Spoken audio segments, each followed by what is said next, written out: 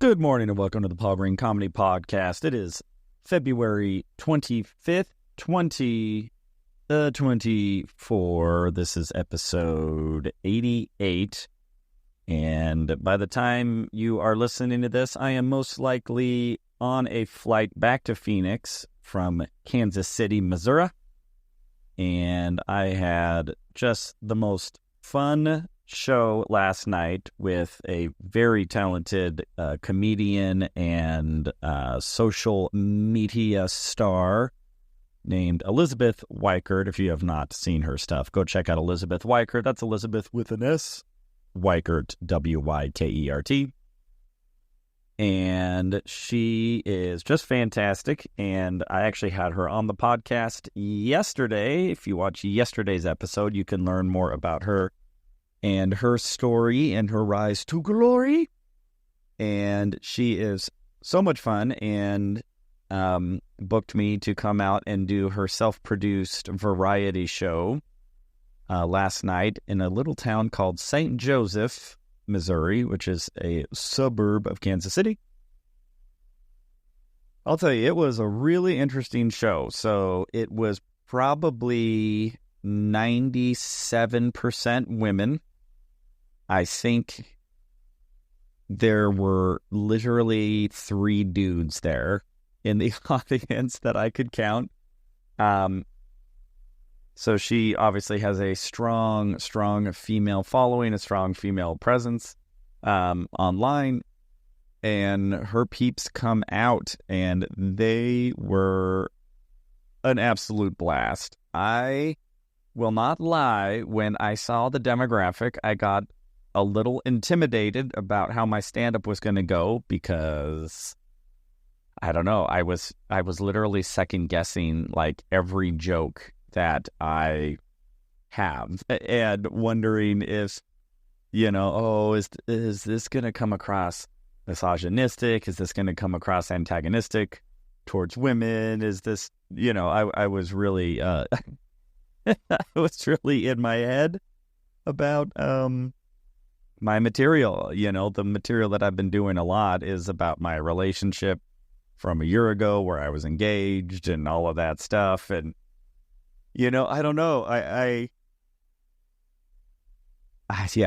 wasn't sure if it would resonate with like an almost exclusive female audience. And plus, Elizabeth really booked me because she wanted to be more of a variety show. So she was actually more interested in not so much in me just doing a straight stand-up routine, but she wanted me to improvise and do music, which, I love doing. And so I actually was a little more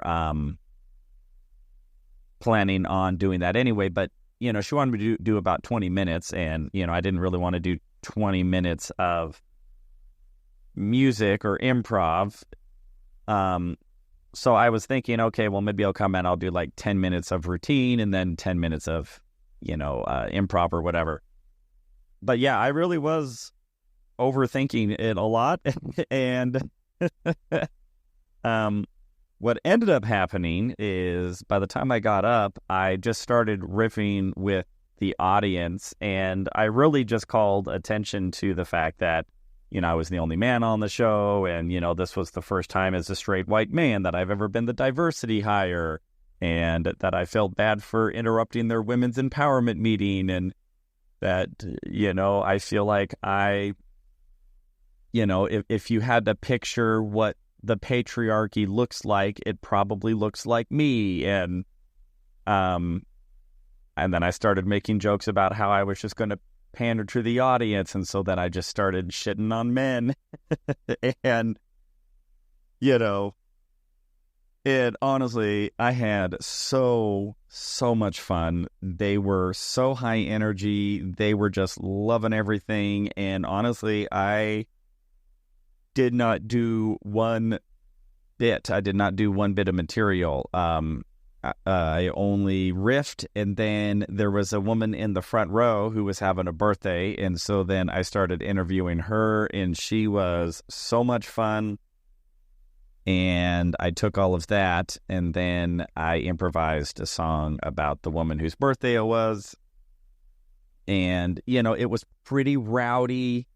It was a rowdy crowd, high energy. It kind of had like bachelorette party, women's night out vibes. And I used to drive limousines, and I remember when I would drive bachelorette parties, and I'll tell you, it is an energy of when you have a room full of women who have been drinking, and then I'm the only man on stage, and there were a lot of dick jokes, not from me, but there were some comments that were made. They were having so much fun, and I was having so much fun with them.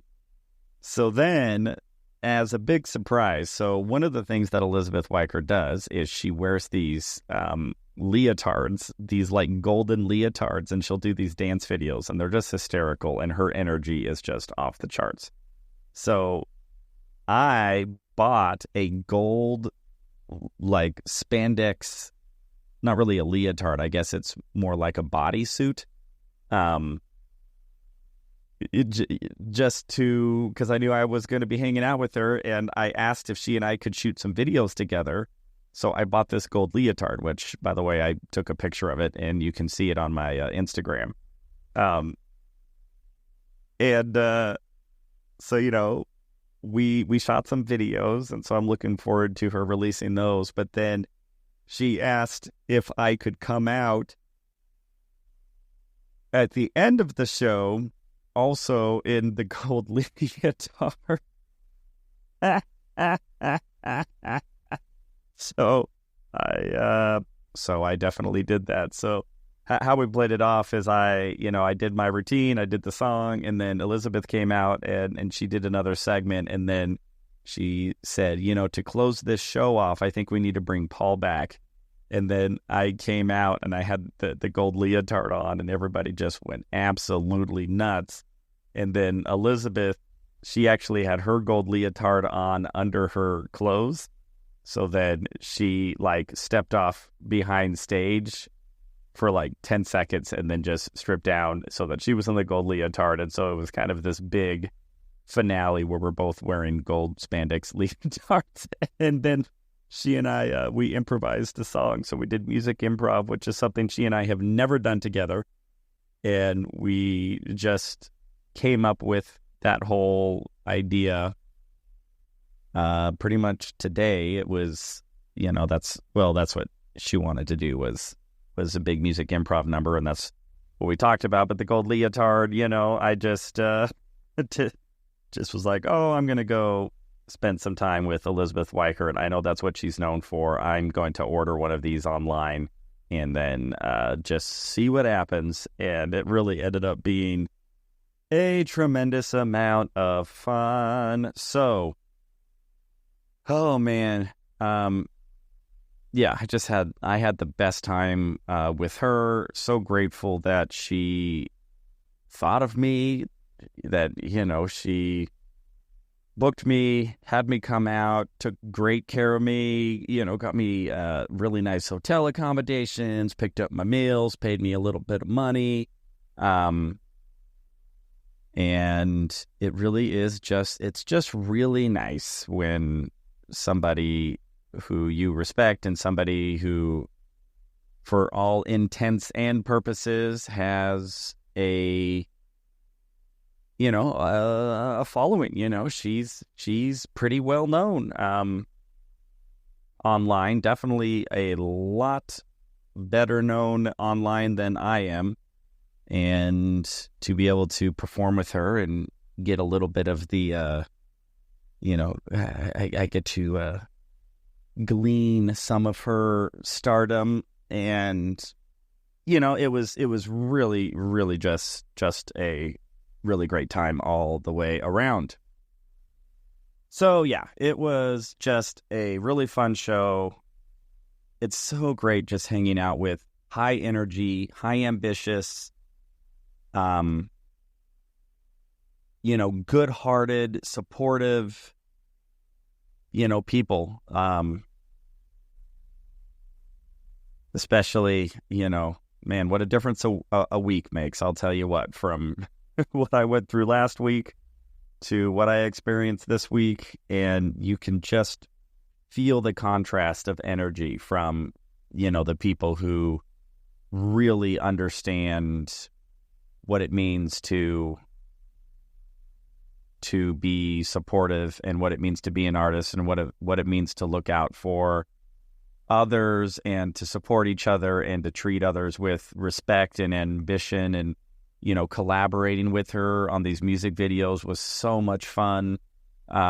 We did we filmed a couple skits before the show together, and it was just a riot, just to have ideas and then throw them out there and see what happens and film them and cracking each other up. So really, really great experience. So grateful that I was able to come out, get out of town for a little bit, be in a different environment, be with a different demographic, in a different scenario, and just see how it goes, and to feel those butterflies, and, to start feeling nervous again and feeling like, oh no, I've been funny in, a lot of different circumstances, but I've never been funny in this circumstance, and will I still be funny in this circumstance? And that's just what's crazy about stand-up. It's like, no matter how much I do it, no matter how well I do it or have done it in any scenario, there still is always, each show, there's always these nerves of just, well, is it going to work this time? Am I going to be funny this time? Is this demographic going to find me funny? Is this crowd going to find me funny? Is this crowd going to relate to me? Am I going to be able to connect with them? And it really is such a fun challenge. And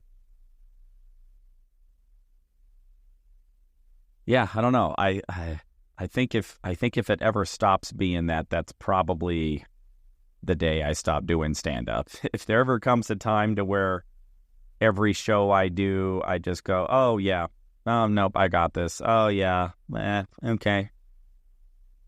Well, first of all, I don't think that day will ever come. And if it ever did, then that would be a sad day, because that probably means that I would need to go do something else, because that means I'm not growing anymore or challenging myself or stepping outside of my comfort zone. So really great hanging out with her. She talked to me a lot about social media as well, and what she went through to be successful on social media. And it was really humbling and really eye-opening, and really just, honestly, it made me feel better just to go like, oh yeah, I'm not approaching social media, like my mindset's way off.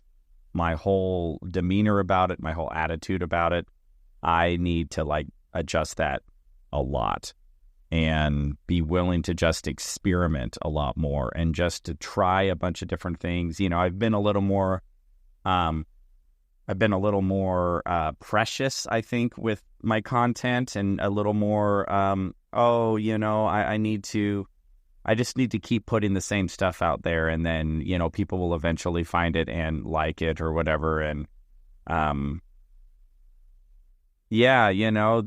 that's, she made it clear that that's not really how she became successful on social media. She said, oh, I just posted different videos constantly all the time for a couple years, and then finally something that she did popped, and she went, oh, that's what I need to be doing. So that was very humbling, to just be willing to fail more. I think I've been a little too little bit too much ego, a little bit too much, I need this to pop right now. I need this to be successful right now.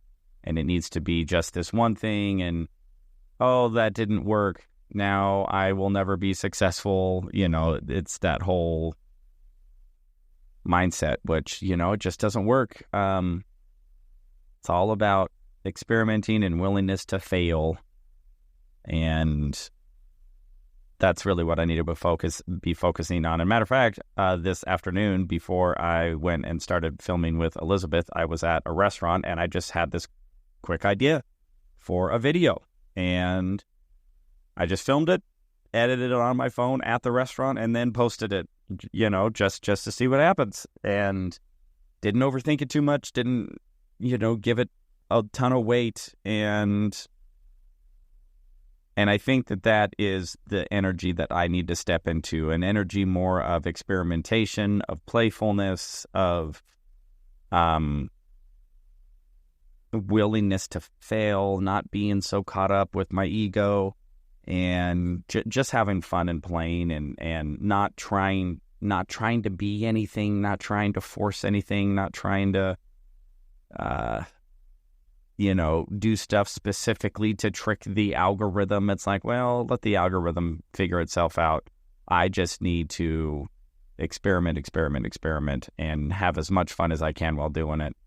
So, that was really good to have her give me that perspective. And, I learned a lot from that perspective. So overall, just a very fun, incredible weekend. So grateful again for Elizabeth for thinking of me, for inviting me out, and could not have had a better time. So I will continue to work on all of the things that I'm working on, and being just so grateful in the meantime for people who appreciate me and recognize what I have to offer and are willing to go the extra mile to work with me without any sort of attitude or ego or, trying to force anything or make anything be a certain way. And it was just a very nice, fresh breath of air. So again, thank you to Elizabeth Weichert. I hope all of you are doing fantastic, that you are pursuing your dreams, you're having these cool experiences like I had this weekend where you just have a great time, and it reminds you of why you do all of this in the first place, because as we all know, it is not all fun and games. So again, thank you all so much for listening. I love you all so much. This is episode 88, February 25th, 2024 of the Paul Green Comedy PaulCast, a podcast by a dreamer for dreamers. Keep living your dreams, everybody, and I will talk to you tomorrow.